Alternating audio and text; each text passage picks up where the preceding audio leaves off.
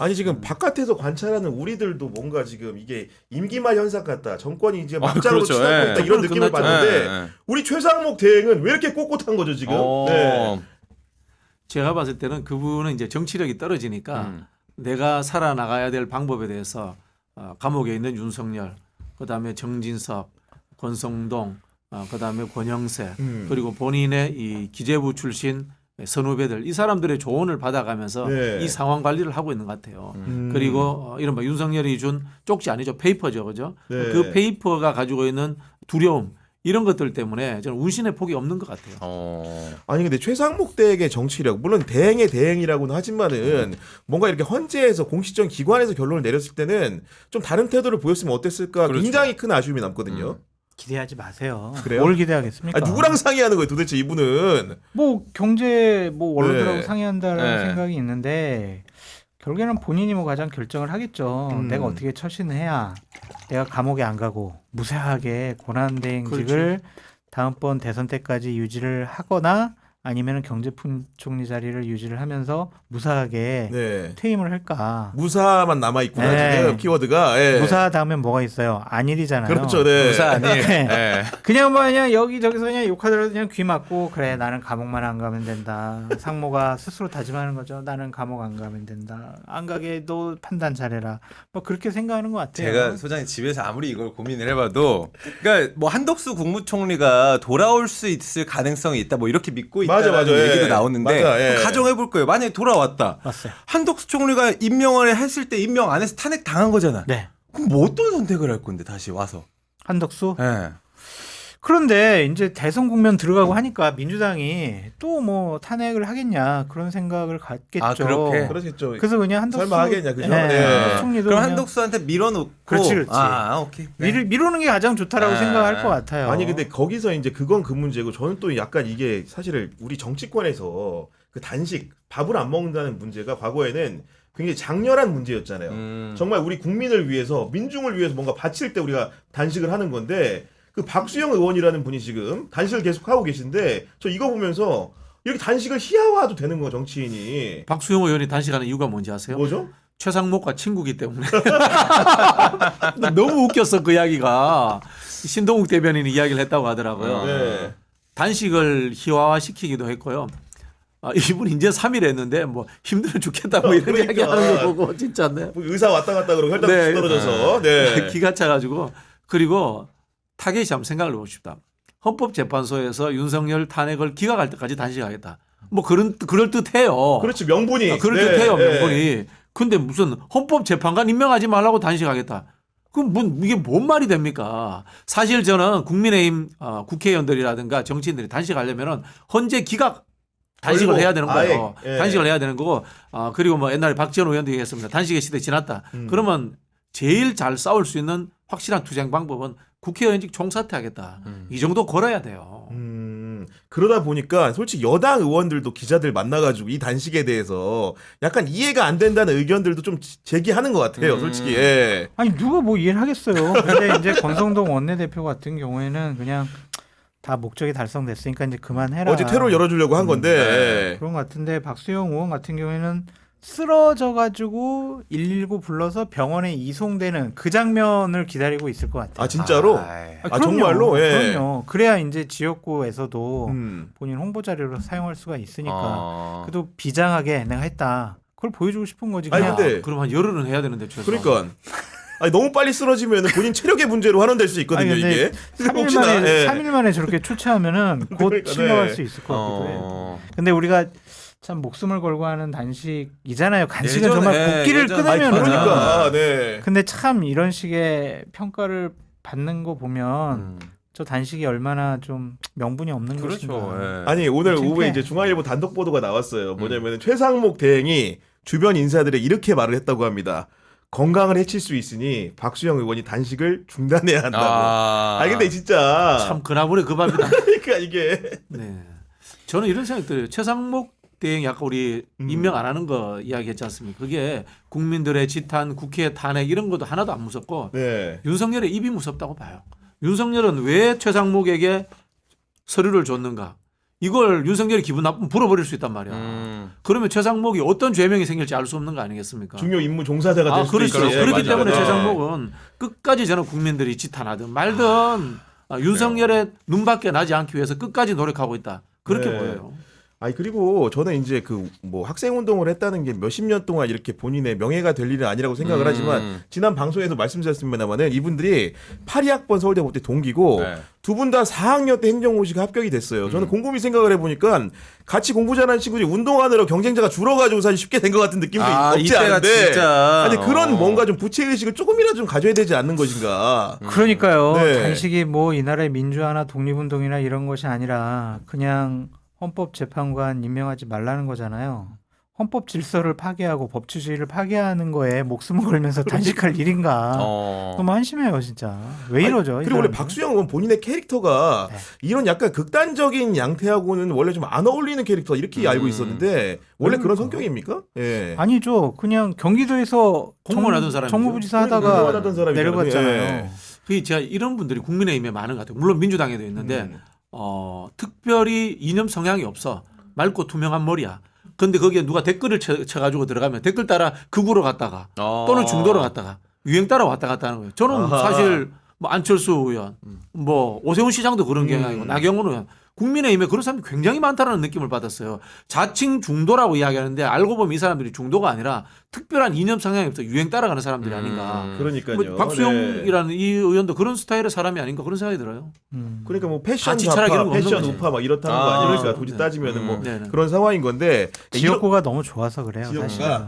그 지역구가 남구인데 남구 그 갑을이 합쳐졌거든요. 네. 근데 남구 갑 같은 경우에는 정말 서울로 따지면 강남 그런 지역구예요. 금융지구. 구촌이 좀 있고. 남구는 막 이렇게 여야가 바뀌기도 하는데 네. 남 너무 좋은 곳이에요. 그러니까 그 좋은 지역구가 있으니까 이러한 허무맹랑한 일을 하는 것이 아니냐. 그런 근데 그리고 부산의 남구의 공천을 받았다는 거는 네. 사실 아무나 공천 받을 수 있는 거 아니지 않습니까? 이게. 그러니까 남구을은 어려운 지역이에요. 김무성 대표가 남구을에서 네. 상당히 어렵게 당선되고 네. 지난번에 이현주 의원도 박재호 의원한테 졌던 곳이 남구을이에요. 네, 그렇죠. 그 지역은 네. 별로 안 좋은데 음. 남구갑에서 워낙 월등하게 남구 국민의힘 갑은? 지지세가 엄청나게 세요. 그렇구나. 그래가지고 참 좋은 지역. 그러면은 이분 영입됐을 때 누구 사람이다 이런 거 정도 없이 어떻게 남구 갑에 공천 받습니까? 모르겠네. 그 기억은 모르. 예. 아니, 제가 알기로는 이 사람도 저기 이른바 친윤 3인방 라인으로 이렇게 알고 있는데요. 아 그쪽과 가까운. 물론 저는 이철규, 뭐 장재원, 정확하게는 윤한홍 뭐 이쪽 라인으로 저는 모르겠습니다만은. 네. 2016년부터 공천 받은 것 같은데 어떻게 그렇습니다. 공천한지 모르겠네요. 그러니까요. 네, 아무튼 뭐 그런 상황이니까 한 아니 건데. 별로 뭐 특별하게 의정 활동을 잘하거나 그래요. 아니면은 뭐 핵심 실세로서 활동하거나 이런 사람이 아니잖아요. 이번 기회에 내가 한번 떠보겠다라는 그런 이게 느낌인 것 같아. 못 뜨긴 뜬 것 같아요. 그죠? 네. 이름을 많이 이제 사진도 또 많이 나오고. 익히긴 네. 했어요. 이분이 딱 경기도 행정부지사였던 경력이 있거든요. 네. 부산시장 하고 싶은가? 뭐 이런 의심이 드네요. 아, 그럴 수도 있겠네. 뭐 지금 각인시키기 우리 위해서. 행정으로? 현 부산시장님이 또 여러 가지 구설에 오르니까 아니 음. 국민의힘이 단식하면은 부산시장 시켜주는 그런 당입니까? 김진태도 무슨 단식하고 도지사 안 되나? 강원도지사? 아 네. 그런 거구나. 생각해 보니까. 네. 장재원 전 의원도 좀 지금 뭐가 있고 네. 이러니까 여러 부산시장. 상황인데 네. 자꾸 이러다 보니까 어떤 일까지 벌어지느냐. 인권위가 국제인권기구에 서한을 야, 이건 보냈는데 진짜 너무하더라. 안창호 위원장이 서부지법 폭동 가담자들이 구속된 것을 두고 인권 문제가 발생했다고 했답니다. 국제인권기구에 한숨 나오죠 바로. 저- 지금 이 위원장님 저기 성함이라도 또 개명하시면 안 될까? 안창호, 안창호 안창호. 이름이 너무 아까워 네. 진짜. 그런 생각이 듭니다, 진짜. 벽창으로 바꿔. 외국에서 우리나라를 뭘로 보겠어요? 윤석열, 김건희의 행태라는 것은 이미 전 세계에 다 알려져 있지 않습니까? 네. 그런데 윤석열을 비호하는 듯한 인권위의 역할. 그게 인권입니까? 윤권입니까? 윤권위. 뭐 뭐라고 해야 되노? 윤권위라 그러죠. 윤권이라고 이야기해야 그러니까 되니까. 네. 아, 참 부끄럽다는 생각이 듭니다. 근데 이제 출신 자체가 헌법재판관 그래. 출신이다 보니까 야 이래도 되나라는 생각이 많이 들더라고요. 그러니까 저는 이런 저 법관 사람들에게 싫어요. 화가 나는 게 뭐냐면 대한민국의 중요한 국가 기관들의 시스템을 완전히 망가뜨리려는 거잖아요. 그렇죠. 인권위가 소수자, 약자 정말 갈 데가 그러니까요, 없는 네. 인권을 침해당한 국민이 최후의 보루로 가는 곳인데 윤석열 대통령 옹호하려고 이 사람이 그 지위를 이용하는 거잖아요. 그러면은 예를 들면 서부지법 폭동 가담자들 구속시키지 말아요? 아니 그러니까 그냥 훈방해줘요 그럼? 그럼 인권이 살아있는 나라예요? 말이 안 되잖아요. 네. 그러니까 이런 사람을 인권위원장으로 임명한 그 사람이 문제죠. 그 사람이. 이 사람이 이제 검사 출신으로서 헌법재판관이 맞아요. 네. 된 경우인데요. 저는 이제 한국 사회에 뿌리 박힌 이 법조인들, 특히 이제 검판사들에 네. 대한 선호와 국가기관의 장을 맡기는 이 관행들을 과감하게 없앨 때가 됐다 이런 생각이 듭니다. 왜 우리가 이제 그런 사람들이 그런 자리에 가냐면요. 우리 일제강점기에서 독립하고 난 이후부터 한국 사회의 엘리트가 누구냐라는 것에 대해 가지고 네. 규명하기 어려웠어요. 규명하기 어려웠는데 시험을 통과했잖아. 사법 시험을 통과했잖아. 공부 잘하는 사람이었잖아요. 네. 그러니까 그 사람들에게 국가기관의 다양한 장들을 다 맡긴 거예요. 네. 한번 생각해 볼게요. 선관위원장을 왜 판사가 해야 돼요? 이해가 안 되지 않습니까? 그렇죠. 선관위원장이 정치 행위라든가 민주주의라든가 이런 것들을 전공으로 공부하는 사람이 아닙니다. 그뿐만이 아닙니다. 지역 선관위원장들은 지역 판사들이 겸임하도록 되어 있습니다. 맞아요. 네. 판사 지배합니다. 또 이야기를 해볼게요. 우리 인권위원회도 왜 판사들이 합니까? 왜 검사들이 합니까? 감사원도 마찬가지입니다. 감사원도 그렇게 하는 경우가 종종 있습니다. 이거 저는 심각한 잘못된 법치의 왜곡이라고 생각합니다. 법치라고 하는 것은 실제로 헌법에 의한 기본권을 지켜주자라는 것이라고 제가 늘 강조를 하는데요. 이분들은 범죄자를 소탕하고 그다음에 국법 질서를 세운다라는 과거의 형법 기준에 머리가 딱 굳어 있는 분들이에요. 아니 그리고 이분이 검찰 재직 시절에 대검찰청 공안기획관을 했어요. 공안이라는 거는 공공의 안전을 이제 어떻게 챙기는 네. 그 총책이었던 건데 그런 분이 지금 서부지검에서 폭도들이 건물 때려 부셨는데 인권 문제입니다 이렇게 했는데 이분이 과연 과거에 그런 판단을 다른 사람에게도 똑같이 했는지가 너무 궁금한 겁니다. 인권위원장 자격이 없는 사람인데 시킨 것을 보면은 윤석열 대통령이 인권이라는 거를 어떻게 생각하는지 알 수가 있고 이 사람이 기자들이 질문했을 때 빨간 사과를 빨갛다라고 하는 윤석열 대통령 말이 뭐가 뭐 잘못됐냐 뭐 이런 식으로 얘기하잖아요. 윤석열 대통령은 사과가 아닌 거를 사과라고 하는 거예요 지금. 그러니까요. 네. 부정선거 얘기하고 비상계엄이 무슨 경고성이라고 그러고 거짓말하는 거잖아요. 그런 사람이 무슨 인권이 있느냐 그런 생각도 듭니다. 역대 뭐 보수 정권 제가 비판도 많이 했습니다만 네. 인사를 이렇게 막 한 적은 없어요. 극단에 있는 사람들은 가능하면 안 하려고 했어요. 그렇죠. 네. 그 적당히 우리 편이더라도 극단적인 비판을 안 듣는 사람 이런 사람들을 인사를 했고요. 예를 들어 볼게요. 문재인 정부 때 김명수 대법관. 김명수 대법관 사실 물러 터졌잖아요. 어떻게 보자면 합의제 기관이라든가 중립적 성향을 가져야 될 헌법 기관들은 좀 물러 터지고 뭐라고 합니까? 색깔이 불분명하고 흐리멍텅하고 결단력도 없고 이런 사람이 하는 게 맞는 거예요. 좌우 극단에 치우쳐져 가지고 이준석 방통위원장이라든가 이런 식으로 판단하는 사람들 앉혀놔 버리면요. 그냥 국가기관 자체가 정권의 돌격대 역할하자 그걸로밖에 보이지 않는 거예요.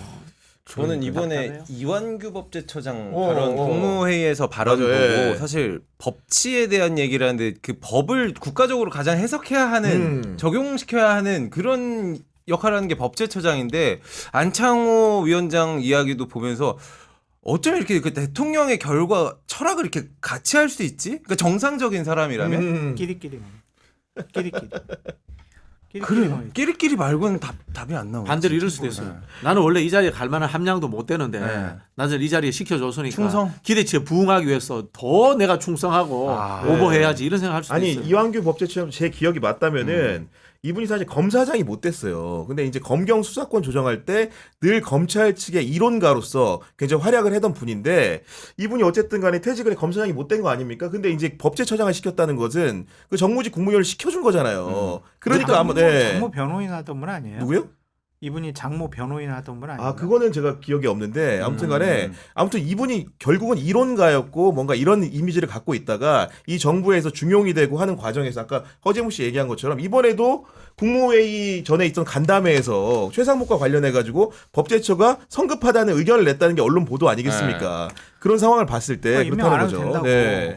뭐 그런 얘기를 하는데 법제처의 기능이 뭐냐면요 법치주의 확립이에요. 법치주의 확립 그렇잖아요. 진해 네. 거기에 제일 첫 번째로 써 있어요. 써 있는 게, 써 있는 게 네. 법치주의 확립이에요. 그런데 헌법재판소에서 심판하고 판결한 거를 따르지 않아도 된다라는 게 법치주의 확립이냐. 그러니까요. 네. 아니, 지검장도 못했다고 했잖아요. 검사장 지검장도 못했어요. 못했던 사람, 예. 검사장 못한 사람이 네. 법제처장이었다고 한 4단계 정도 올라간 거네요. 그러니까 지금 보면은 마지막 제가 프로필 찾아보면 네. 마지막이 인천지검 부천지청장이에요. 그렇기 지청장하고 때문에 지청장하고 한 거고 검사장 못 됐고 그 다음에 변호사를 하다가 이 정부 들어서 법제처장이 된 겁니다. 아. 네. 야 검찰 윤석열 대통령 검찰총장 시절에 아마 그 장모 사건과 관련해서 네. 최은순 씨를 네, 저희 피디님도 최은순 변호사 맞다고. 네. 이렇게 그러니까 얘기하시네요. 그거에 이제 네. 공을 세웠다라고 생각을 해서 음. 법제처장 시켜준 것이 아닌가. 아무튼간에 그냥 이제 사적인 보훈한 거네. 네. 아니 이 정부 들어서 보세요. 뭐 따지자면은 그렇지만 한동훈 장관도 몇 단계를 건너뛴 겁니까? 몇 단계를 건넜던 거예요. 사실은 윤석열이라는 사람 자체가 저 중앙지검장 되고 검찰총장 되는 과정도 몇 단계 건너뛰어 버리잖아요. 네. 그게 저는 이 발단이 있는 것 같아요. 내 마음에 드는 사람들 내 편은 주위의 시선이라든가 관례 어떤 절차를 무시하고 무조건 꼽아준다. 그러니까 그 사람들은 꼽히는 순간 과잉 충성하는 거예요. 이재명 대표는 뭐 본인 뭐 대장동이나 이런 변호사들 공천은 줘도 설마 대통령 되시면 저렇게 법제처장이나 임명 안 하시겠죠? 그러면 똑같은 잣대로 내 눈을 바라봐. 그때 네네. 비판이 박진영 이제 또 원장님. 나가면 되는 공천을 거니까. 준 적이 없어요. 네. 다 경선했어요. 다 경선 그런 진짜. 상황인데 다 경선했어. 전반적으로 이제 이런 공직 사회라든가 이런 분위기가 내려오고 이제 극우 집회들도 계속 열리고 있는 상황인데 어제 이제 웃지 못할 총극이 하나 있었던 게 뭡니까 또? 우리 전한길 씨가 뭐라고 얘기했냐? 감별사. 인간은 누구나 실수할 수 있다. 한동훈 대표를 두둔한다고 했다가 유튜브 커뮤니티에 많은 극우 지지자들이 몰려와서 항의를 네. 하니까 그놈은 배신자다 다시 이렇게 말을 바꿉니다 지금. 옛날에 네. 이제 친박 감별사가 있었는데 이제는 찐윤 감별사 전환길이 이제 그래 뭐 너를 용서해 주마 하면은 친윤이 되고 막 그런 것 같아요. 참 이게 보수파가 망가졌다라는 게 네. 이런 사람들의 목소리가 많은 사람들에게 영향을 끼치고 이 사람 눈치를 보고 홍준표 시장도 감사하잖아요 보니까. 홍준표 씨의 네. 보수의 전사라고 또 칭하지 그러니까, 않았습니까? 네. 그러니까 이게 참 이게 망가지는 것 같아요. 그냥 뭐라고 얘기를 못 하겠네. 아니 창피하고 이분은 부끄러워. 사실은 이론가도 아니고 무슨 뭐 그런 정당인도 아니고 선동가죠. 선동. 그냥 강사하다가 나와서 네. 하는 그 얘기도 선동가죠. 사실 정합성이 많이 떨어져요. 네. 예. 선동가고 그냥 생각보다 말을 화려하게 하더라고요. 보니까. 말을 화려하게. 세게 하고 네. 이게 아마 역사적 맥락에서 좋은 문구들 찾아가지고 조합해서 하는 거 아닌가 이런 생각도 드는데 하여튼 그 경사 안에 조지현 의원이 긴장하고 있다는 이상한 소문도 돌고 있습니다. 그러니까 이분이 말을 화려하게 하는 게 분명한 게 어제 뭐라고 얘기했냐면 전환길 씨가 오해를 사니까 한동훈 같은 사람들에 대해 부모님 살아계시는데 제사상 준비하는 호래자식이라는 가장 강력한 표현으로 여러 번 말씀드렸다. 이렇게 정리를 합니다. 네. 근데 제사상이 아니라 지금은 저 뭐지 그 보험 상조보험에 가입한 거죠. 부모님 살아 계시더라도 상조보험 다 가입하잖아요. 그렇죠, 그렇죠. 예. 크루즈도 그러니까 보내주고 거기서. 이런 식의 예. 자극적인 발언을 하는 거는 저는 자신의 진영 내에서의 영향력을 확대하려는 것도 있지만 돈벌이가 되니까 하는 거라고 보여져요. 돈벌이가 된다. 네. 그럼 우리가 이제 두 분한테 여쭤보고 싶은 게 이런 분들이 사실 정치권에 발디디는 경우도 많고 본인은 일단 주장합니다. 그런 의도가 아니라고. 근데 이렇게까지 깊숙하게 인볼브가 된 사람의 경우에는 통상적으로 정치를 하는 경우가 많습니까? 아니면 안 하는 경우가 많습니까? 예. 100%. 100%요? 입니다. 우리 원장님은? 저도 그렇게 지금 네. 경산이 들썩들썩 한다니까요. 아니 왜냐면 이 사람이 그 강의할 때도 학원 강사할 때도 경산에 무슨 일이 벌어지면 자주 경산도 내려가고 거기서 좋은 일도 많이 했다고 하더라고요. 예를 들면 뭐 양로원에서 무슨 행사 있으면 기부도 하고 가서 여러 가지 도움도 주고 했다고 하더라고요. 네. 정치적인 꿈이 있는 사람. 저 안면이 있어요. 안면 있어요? 저도 고향이 그쪽 아닙니까? 아 그래요? 언제 예. 어디서 마주쳤을 수도 있어. 그런 네. 상황인데 지금 이 그 사이에 북콘서트에서 이제 어떤 얘기를 했냐 한동훈 그 전 대표가 네. 아무래도 전환길 씨와의 그런 것도 있기 때문에 말씀드리는 건데 그간 나에 대한 공격이 오면 웬만하면 넘어가지 식으로 넘겼는데 이제는 그러지 않겠다. 그렇다고 이거는 하기에는 고소하겠다는 거. 많이 고소했던 것 같은데 제 생각은 고소왕 아니에요? 이거? 원래 많이 하지 않았습니까? 고소왕 아니 당장 솔직히 기억나는 게 적게는 안 한 것 같은데 제 기억에는 앞으로 예. 더 많이 하겠다. 유시민 장관 관련해 가지고 유시민 장관이 네. 검찰 한동훈 쪽에서 나를 뒤져본 것 같다. 뭐 계산 사실 여기 관련된 이제 걸로, 애매하거든. 예. 애매한 게 검찰이라는 통칭 조직인지 한동훈이라는 개인인지 애매한데 그걸 가지고 또 명예훼손으로 걸어가지고 네. 유시민 장관이 벌금이 나왔잖아요. 우리 여기 그렇게 출연하는 기억하는데. 장윤성 기자도 네. 한동훈 대표가 아, 고소해가지고 그래요? 5천만 원 1심에서. 아니 그리고 네. 이제 서정욱 변호사 같은 경우에는 보면은 사실은 최근에 이제 물려가지고 여러 가지로 지금 다툼이 예고돼 있지 않습니까? 서정훈은 네. 걱정하지 마세요. 왜요? 걔는 돈도 많이 벌고 지가 변호사라서 그 나가는 거 별로 돈 더 받는다. 해, 관여를 더 안 받는데. 하시는구나. 그래서 뭐 별로 본인 걱정 안 근데 하더라고요. 아마도 근데 네. 저 얘기는 제가 봤을 때는 뭐 민주당이나 야권을 두고 하는 얘기는 아닌 것 같아. 최근에 한동훈 전 대표를 향한 비판의 상당수는 네. 보수 극우 유튜버들이 주동하고 있기 때문에 그런 자기 진영학에 있는 자기를 비토하는 사람들에 대한 경고장 아닐까 이거는? 그러면 박근혜 전 대통령이나 신동욱 대변인을 고소해야 될 것 같아요. 그러니까 맞아요. 저도 그 얘기를 하고 그쵸. 싶었는데 박근혜 대통령 예방했을 때 집권당 대표가 소신이 지나치면 바람직하지 않다. 그러니까. 네. 이게 한동훈인가 김무성 전 대표인가 헷갈리신 분들이 많더라고요. 김무성 대표 보좌관 출신 아니에요? 그러니까였죠. 둘 다 일단 쌍피란 얘기가 있긴 하더라고 보니까. 일타 슬피 유승민 전 의원까지 포함해서. 아 거기까지 포함을 해서. 네, 네. 그래서 한동훈 대표로서는 이 진영 내에서의 견제, 특히 네. 지도부가 신동욱 대변인이 그러한 발언을 하도록 허락한 거 아니에요, 결국. 그렇죠. 네. 메시지가 조율할 거 아니야. 백브리핑 한다는 네. 당연히 그런 거죠. 예. 그러니까. 그거 해. 네. 그러건 뭐겠어요. 지도부가 한동훈에게는 네. 상당히 비호감을 갖고 있다. 반감을 많이 갖고 있다. 이번 경선 한동훈 대표가 좀 쉬워 보이지 않는다. 아니 근데 아이러니하게도 제가 오늘 국회 이제 앞에 약속에서 갔다 왔는데 당사 앞에 늘 시위하잖아요. 근데 이제 권성동 그다음에 이제 권영세 한동훈 다 배신자 낙인 찍히고 이렇게 계속 이렇게 그 묶여 시위하시는 분이 같이 있더라고. 묶여 있어 네, 보니까 네, 네. 같은 그 계열로 왜냐면은 부르고 있지 저기 보니까 또 아스팔트 보수 집회도 안 나가고 네. 윤석열 지키 왜 적극적으로 안 나서느냐 뭐 그런 취지라는 것 같은데요. 저는 한동훈 대표를 뭐 별로 안 좋아합니다만은 저렇게 얻어맞고 이 극우들과 싸우다 보면은 공간이 열릴 수도 있지 않겠나라는 생각도 한 오히려 번씩 저렇게 하다가 해봅니다. 예, 다만 한동훈 대표는 윤석열에 대한 입장을 분명히 할 필요가 있습니다. 윤석열한테 미안하다 이렇게 이야기하면 맞아요. 그런 안 되지 메시지. 뭐가 미안합니까? 인간적으로. 그러면 내가 저기 탄핵한 게 찬성한 게 잘못됐다 그런 이야기입니까? 인간적으로 미안하다고요. 인간적으로. 물론 인간적으로. 네 그런 그럼 말을 여기를 오질 말았어야지 이 동네를. 그러니까 저 발언은 좀 적절하지 않은 것 같아요. 왜냐면은 아니, 네. 한동훈 대표는 상당히 용기 있게 비상계엄 날 가장 먼저 들어와서. 네, 네. 국민의힘 의원들과 함께 막았잖아요. 그리고 내란죄란 얘기도 하고 그 서사가 있고 스토리가 있는데 그거를 갉아먹는 거란 말이야 스스로.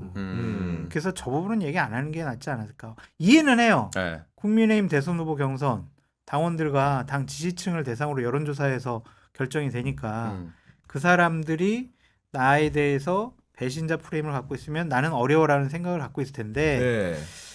그러면은 이제 그래도 보수파 쪽의 사람들은 용기 있는 한동훈 야 그 중도층이 외연확장 할 수 있겠어라고 생각을 했는데 저렇게 얘기해버리면 야 저거 본인 가진 자산 다 그냥 팔아먹는 거다 그렇게 생각할 수가 있잖아요. 그리고 깜이라는 게 있잖아. 깜 명분 불의 이런 거에는 다 뭐 대처를 해야 되는 거 아니야. 자신 있게 네. 그냥 용기 있게. 근데 지금 한 발 뒤로 물러섰단 말이에요. 그러면은 지도자 깜인가? 저렇게 대가 약한가? 오히려 그런 생각할 수 네. 있다고 그러니까 한동훈 생각이시죠? 대표는 예. 윤석열 대통령 얘기를 꺼내는 건 아닌 것 같아요. 윤석열이라는 단어를 입에서 최선을 꺼내고 차라리 이재명 대표에게 공격을 세게 하고 강화하고 자주 얘기하는 게 맞는 거예요. 그거 자꾸 그런 식으로 유도를 해. 또. 아니 한동훈 입장에서 한동훈 그게 입장에서. 맞죠. 이미 최근에 그 한동훈 대표 측에서 나온 입장문의 상당수를 보면은 내부 이재명 분란 대표를 같은 공개하고 경우에는 있어요. 마지막엔 다 이재명을 해야지 이렇게 결과가 되긴 되더라고. 이분이 보니까. 이제 네. 플루타르크 영웅전 끼고 다녔잖아요. 네네. 제대로 안 읽으신 것 같아. 저라면 이렇게 이야기했어요. 나는 윤석열을 사랑한다. 그러나 윤석열보다 국민의힘과 대한민국을 더 사랑하기 때문에 나는 윤석열을 탄핵했다. 브루토스가 시저를 찌른 것처럼 네. 뭐 이런 식으로 좀 폼나게 하겠다. 야, 그 한동훈 캠프 가시는 겁니까? 연락이 오실 것 올 같은데. 지금 보니까. 근데 네. 한동훈 대표나 한동훈 대표 측은 지금 환상에 쌓여 있어가지고 어떤 완상? 다른 얘기는 귀에 안 들리는 것 같아요. 음. 결국 우리가 이긴다. 대선 후보가 된다. 지난번에도 당대표가 됐기 때문에. 63%의 당원들과 지지자들 아직 그대로 있다. 그러니까 저는 그냥 가볍게 여쭤보는 건데 오늘도 홍대에서 북콘서트를 열고 내일은 또 옆에 신촌에서 2030 대학생들 만나거든요. 그러니까 이런 행보 자체가 나는 젊은 감각 그리고 세대 교체론이야 세대 교체죠. 이런 느낌? 네, 그런 느낌이 선점하려고. 근데 그게 뭔 도움이 될까 좀 그런 생각이 들어요. 그러니까 저도 좀 식상하고. 주 지지층은 그게 아닌데 약간 이런 괴리감도 좀 들고요. 그러니까 이제 저희가 실무 같은 걸 해보면 어쩔 수 없이 대선 후보로서 무슨 행보를 하고 메시지를 해야 된다는 걸 대단히 고민을 많이 해요. 근데 지금 대통령 탄핵이 되지 않은 상황에서 네. 무슨 일정을 할 수가 있을까? 그러면 난 책 출간했지. 책을 가지고 그냥 여러 시민들, 국민들을 만나러 갈 수밖에 없다. 시민 대상으로 하겠다. 지금 당원 만나는 것은 만나주지도 않을 것 같고 네. 만나는 건 손해 날 수 있을 것 같다. 그냥 국민들 만나고 다니자. 이렇게 결론을 낸 것 같아. 네. 근데 저런 메시지가 나오게 되면 그런 행보들이 다 묻힐 수가 있죠. 무슨 말씀인지 알 것 같습니다. 그러니까 저거 참. 에이.